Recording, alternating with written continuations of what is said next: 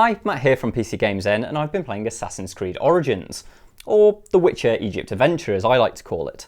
See, things have changed a bit since this guy Ezio is in charge of the series, and as things have progressed, we've now hit this point where it's basically an RPG, and it sort of now shares quite a bit of common ground with The Witcher. Now, this isn't because of the quality of writing, or the lore, or the quest is...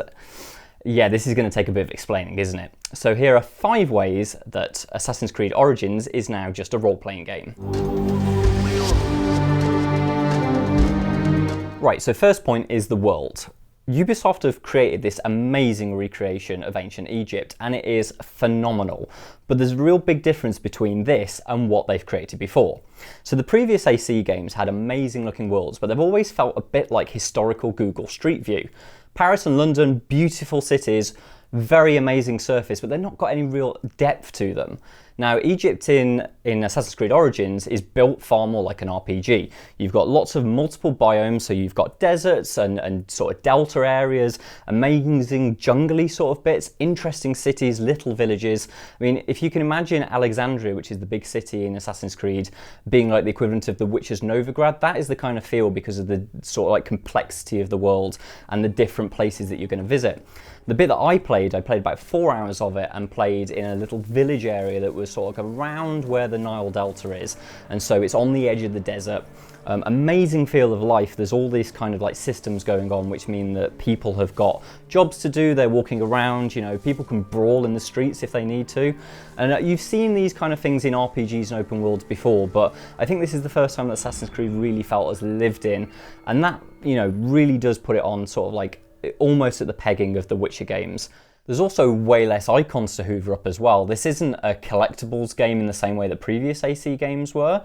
There's not the 100 feathers to collect, right? Now all you've got there are sort of question marks on your map, and they will denote kind of areas, and when you go and explore them, you'll be able to see what those areas have to offer. So for example, you don't have a mini-map anymore. You actually have to go to these areas and seek out the things, you know, seek out the secrets that the game devs have got to offer you. And then the other sort of icons that you'll find on your map are, you know, designated quests, and they're what you're going to be doing. So it doesn't quite feel like you're wasting your time as much just hoovering up those icons. Now, how do you get around that world? Well, just a bit like The Witcher, you press a button and you whistle for a horse. You can call that Roach if you want, but a little band called America told me not to give your horse a name when you're riding through the desert. I've been through the desert on a horse with no name. It felt good to be out of the rain. Right, the second point is quests. Now, typically, Assassin's Creed always used to have a questing structure that was very similar to GTA's missions. You'd have icons on the map that were very specific to a set of characters. You'd go into a cutscene and then you go and do a mission for those guys in a sequential order. Well, things are a bit different now. You've actually got a proper RPG questing structure, which means that you can have multiple quests on the go at any one time. These can be your main quests or your side quests, and those are constant. So basically, you can go into a world with many objectives. So if you know that you've got multiple objectives to do in one area of the world, you can collect all those quests and go and do them all at the same time and then come back and hand them in. The way this works does mean there are both the up and downsides to RPG design. So you've got some amazing quests, like great boss fights.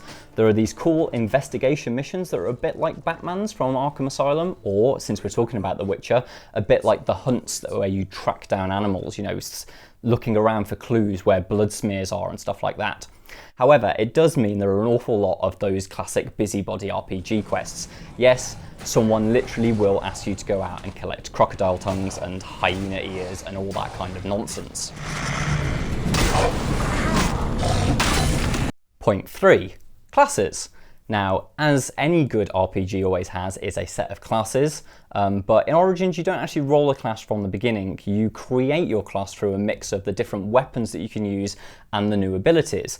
So as you might remember how you'd spec out Geralt in The Witcher, you're going to be doing this. You're going to be choosing what skills you use and putting points into the areas that you want to expand.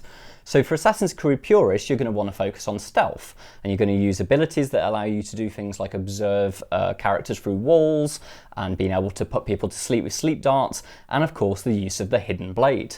Now, the Hidden Blade is a fairly controversial element of Origins because it doesn't actually work how it used to. Now, before, it would insta-kill anybody that you could do a stealth attack on. Now, things are a bit different. If you attack someone that's your level, or maybe 2, perhaps 3 above you, you're going to get that instant kill.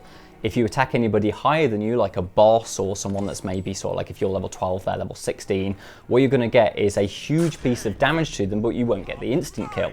That's because you need to improve the Hidden Blade over time. And if you're into your stealth, you're going to put lots of points into stealth abilities. You're going to spend a lot of time improving the Hidden Blade through crafting. We'll talk about that a bit later. If you upgrade it, you are going to get that instant kill.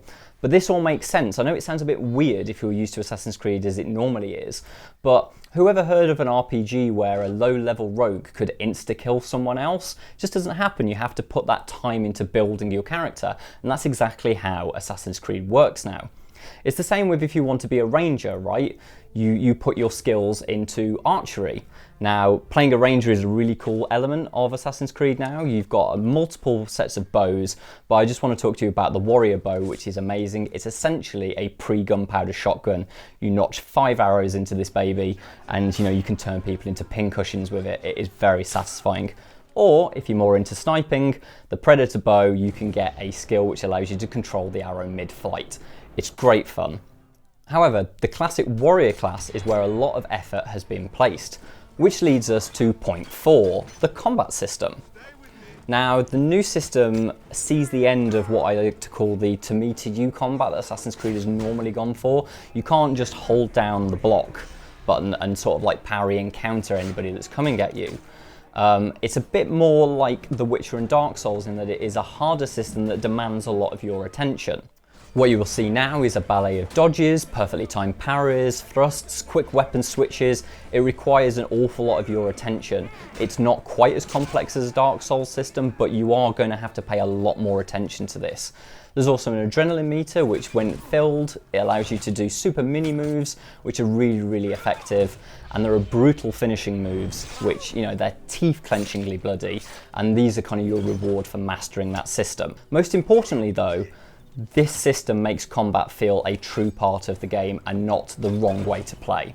Like The Witcher, you build Bayek in the way that you want to use him, and any way that you want to use him is valid for this game. Finally, point 5 is the weapons and crafting. There are way more weapons in this game than any previous Assassin's Creed game.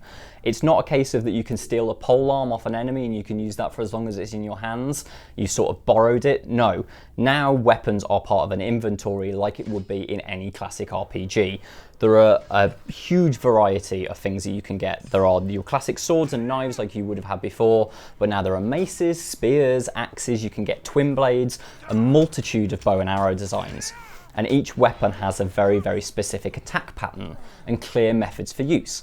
So for example, spears can be, if you use the light attack, can be swung in an arc pattern which will damage 3 or 4 different opponents at a time, or you can use a heavy attack to skewer someone with this spear. All weapons come in rarity grades, which you'll be familiar of if you've played, any kind of Blizzard RPG. You've got rares, you've got legendaries, and those legendary weapons also have special perks. All of the weapons obviously have stats, and you'll be replacing them with better ones as they come along, but you can actually take them to a blacksmith and pay money to have those stats increase to match the level that you're at. There's also a crafting system, and Bayek has 6 persistent gear items, which include the Hidden Blade and a breastplate and various other elements, and all of these have 10 instrumental levels of improvement, and you can use those by finding crafting materials in the world and using those to combine and improve these weapons over these 10 levels, and these will increase your base stats, so they will increase your damage potential, increase your health, increase how much you can carry, and all of that. As you can see, very, very distinct RPG systems. So those are the 5 ways that Assassin's Creed Origins has jumped the genre fence and joined The Witcher in the band of the RPGs. Hopefully you enjoyed the video. If you did, give it a like. There's also a subscribe button down there, and if you click that, you can get plenty more videos like these. But until next time, good luck and have fun.